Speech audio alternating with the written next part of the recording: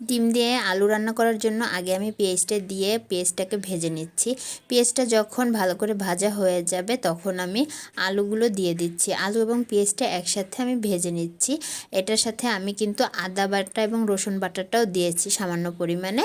তো এটা দিয়ে এটা একসাথে ভালো করে কিছু সময় ভেজে নিচ্ছি।